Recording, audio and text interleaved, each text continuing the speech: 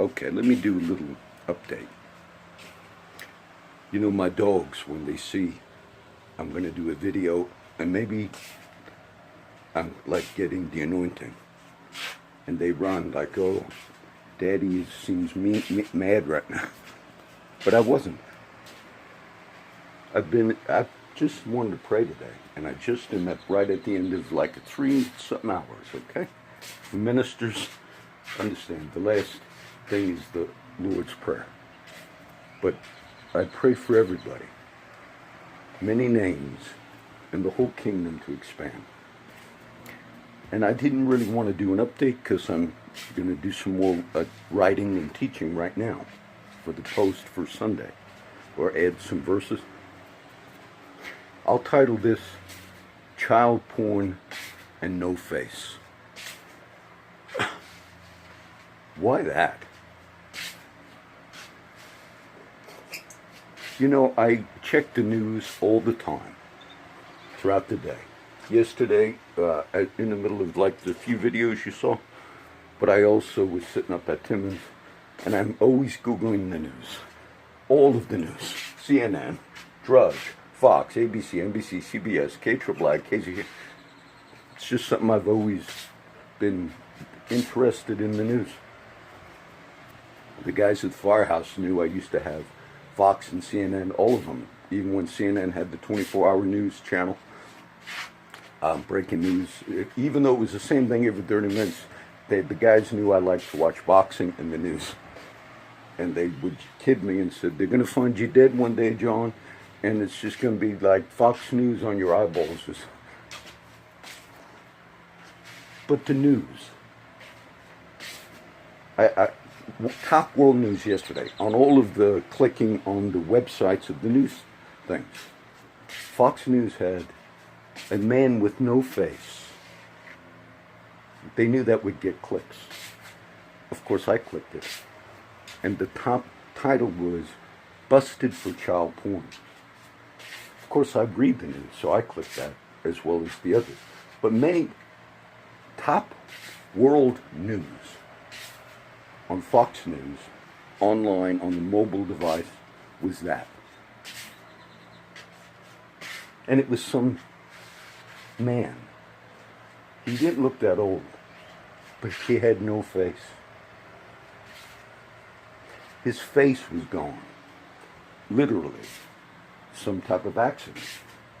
So they knew that that face of man without a face, and that title would get clicks. That's what made it to top news. And I forget which state it was. And he had said in the article that ever since he was a young boy, maybe 15, that he was addicted to child porn. And now he moved to some other state, and in the other state they said, yes, he's a risk, and then he got arrested again. And I looked at him. Not only does he, if you will, look like a monster to everybody that looks at him, but inside of him, his identity also was destroyed, which is a very bad, wicked crime. And because our news is voyeuristic, that made it to top world news. And they do the same thing with some teacher, if it's a pretty teacher in her 20s or young, and she had sex with some student in her class, which is sad, and, you know, even if it was, you know, somebody that was a 17-year-old student, or whatever the ages are, that also makes it to top world news. And I also believe that's another reason why the media deserves the title of fake news, because you just go for hits. You just go for hits. And over the years, if you think about our country, you could have legal, our courts have decided that if you have porn videos of a 90-year-old man having full sexual intercourse with an 18-year-old girl, or 19, whatever the legal age is, if you have that produced in this country, primarily out of California, the top porn producing state in the whole world. If you have that sent out on tons of pornography sites to the whole world, our courts, the great legal minds, Justice Ginsburg and all the others, have said that's a beautiful, wonderful freedom of speech. Remember this, our country, and there are many countries that say that's wicked and illegal, and there are many Muslim countries that's illegal, though it makes it into the whole world because we spam the world. The United States spams the world with that and says our courts have deemed it a wonderful, beautiful freedom of expression and speech for video after video after video of whether it's a 50, 70, or 80-year-old man, full sexual intercourse with a young 18-year-old on video. We produce it, we pump it, and we spam the earth with it. And at the same time, we then take an 18-year-old football player, black, who was in a consensual relationship with his girlfriend in high school, who was 17. And he slept with his girlfriend. And the same country said, what a wicked, terrible sex act that young black kid committed. You perverted bastard. That's what we did to him. We are so perverted in this country, from the top down. And then we wonder why. Because never forget, we, the United States of America, are the number one producer of that. We pump it, we send it out, we spam every country under the heaven with that. And then we also say, we'll go after that 18-year-old black football player because he slept with his 17-year-old white girlfriend. That was a case 7, 10 years ago. And that shows you how demented what we have deemed just and right. And it was that one clip that I saw. And I said, that doesn't even deserve news. Now, being this is not a teaching video, there are always cases that come up. And now you have the New York Attorney General. The other one is now out. And now they're going after the family of Mr. Trump, pertaining to his charitable fund, his charity, nonprofit charity. Okay, I got it. I get it. If you, so they're going after the kids now. And I saw a historian. MSNBC is a disgrace to humanity. I saw a so-called historian. I've seen this man before. And he was commenting on the North Korea deal that we made. And granted, we don't know if it's going to go through, but it's at least a good thing. And this historian, and he's a political hack, and he said, even if something is done for the first time, they wanted to play down any success of Mr. Trump. And this historian on MSNBC said, even if it's the first time, my father was in the Korean War, and even if it's the first time that we would actually finally resolve the Korean conflict, which we've never, quote, had peace, that has just been in a standoff ever since the time of the Korean War. And he said, and if we solve it now, if peace comes, even if it works, this historian said, it's not history. Because just because something finally worked for the first time, it's not history. And that's what the media is. We're not idiots. Of course it would be history. We don't have to listen to you. Why did Robert Deniro, who I like boxing movies, I like watching, and Robert De Niro went off the other night on one of the award shows. I have never watched the Academy Awards, I have never watched it. It's a complete, utter, total waste of time in life. But he went off the other night, Mr. De Niro, good actor, and said, F Trump, and it was a rousing thing. And how did the Colder Times report that the next day? I read it. in the entertainment. The Color Times figures the first 2 pages of their paper should just be entertainment. So I go to page 2, and it showed the story, and then it basically said, and there was a roaring crowd, sort of like, oh, ain't that something? And the people all agree, almost like they were happy. They reported Deniro said F Trump, if you did that about Obama, you'd be out of the business. They'd be going after you left and right. So you're just unable. The media is unable in this country to do anything that is good, profitable, or worthy. They're a debacle. And everybody sees that. Everybody sees that. And then Mr. Deniro apologized. Because the way Trump is, he'll go after you on Twitter. And Trump won that heavyweight bout with Deniro. I saw old Deniro, Raging Bull. He was excellent. Jake LaMotta story. Deniro played Jake LaMotta in Raging Bull. Probably one of the best boxing movies. There's been many others I have seen here. So Trump tweeted, "What's up with Deniro? Maybe he got hit too hard in some of the boxing fights and he's punch drunk," which sadly happens because we learned over the years that too many blows to the head is not good. And so the tweet was not that bad, meaning Trump counterpunched Deniro with his tweet. And then he ended the tweet and said, "What's wrong with you, Punchy?" Not real bad. Trump's gone after other people. And the next day, Deniro's out. "I apologize for, Deniro, you went down first round." But the media's in this. The media plays this. Sadly, after I made the video yesterday, we had a report of a missing girl in her 20s. And I try to look to see if I recognize any of them that are on the street. I also see a lot of street people. And she was missing for about a week. And then they found a body in Petronilla, where I used to drive through Petronilla from Corpus Christi to the Kingsville Fire Department when I went to work.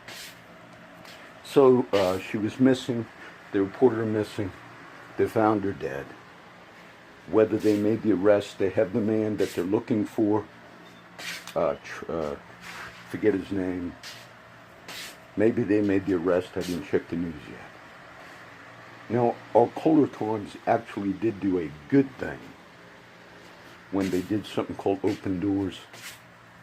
And they critiqued our local law enforcement a few years ago because, sadly, what happens in our city, and I'm sure in other cities, victims of domestic abuse. Now, supposedly maybe the boyfriend killed her.